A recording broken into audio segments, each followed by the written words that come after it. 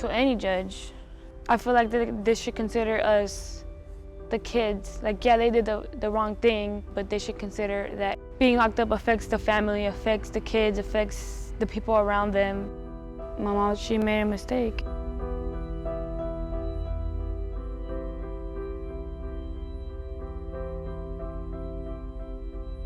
My dad left. That's when my mom got arrested. They took her away. I got angry and mad and just like really upset. I couldn't control my emotions. Since they took my mom away, I didn't give a fuck. So that's when I started to rebel. I didn't pay attention. I didn't do work. I would like skip school, not go to school for like weeks. I would smoke all the time. I would get an attitude to teachers. The teacher, she said to stay behind. She noticed that I had straight F's in every class. She said, if you don't shape up and don't do your work, you don't want to end up like your mother. You don't want to end up doing things to make money because you didn't get an education to make money. I don't know, I just felt bad. Like, you don't know me.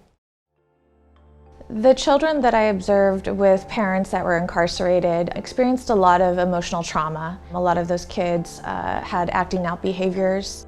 A parent that's incarcerated creates a higher chance for their own child to be incarcerated as an adult. The cycle of incarceration is repeated. The first time I got in trouble with the law is when I was in 6th grade and they called the cops because there was a bunch of kids that were writing on the walls at school and I was one of those kids. So they took me into the police department and they ended up moving me to this foster home. Once a student has been institutionalized, they carry that identity with them. And they also carry that experience with them.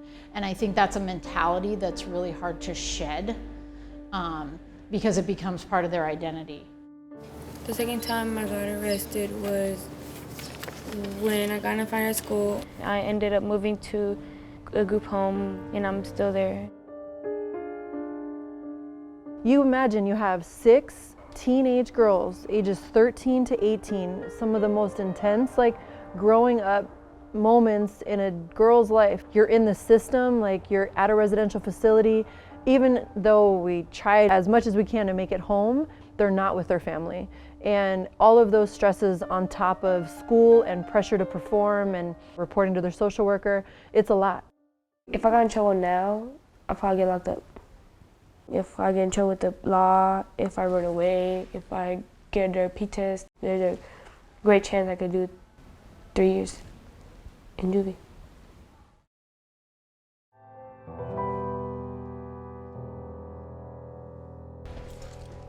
Where's Vanessa? Vanessa! I did my chore. You did it so fast. No, let's check in first and then you do your chore. Why chicken wings? Oh my God, just right here really fast. Today was a hard day for you. Yes. And you're aware of what happened. I'm not gonna talk about that. I know. But when you got upset and you were outside, what could you have done differently? That's all I want to know. What? I said, leave me alone, darling, please leave me alone. Okay. And he didn't even know. When it's good, and then when it's bad, it's really bad to the point where that was dangerous, you know? And if the neighbors would have called the cops, if somebody else said, no, I saw her push him, then you don't get any say. The police officer can say, oh, you put your hands on him and write you up and take you to juvenile. You didn't even understand like how serious it was. It wasn't even serious. But the people that were walking. So it's a really scary time and she understands how important it is. She doesn't want to go back to juvenile hall because her mom will be released soon. So within a year, she's looking to be the transition person in her family.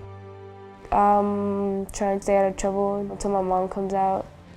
For a long time I blamed myself because I feel like if I wasn't there, like I wasn't born, like my mom wouldn't go and struggle and try to make money to, you know, care for me.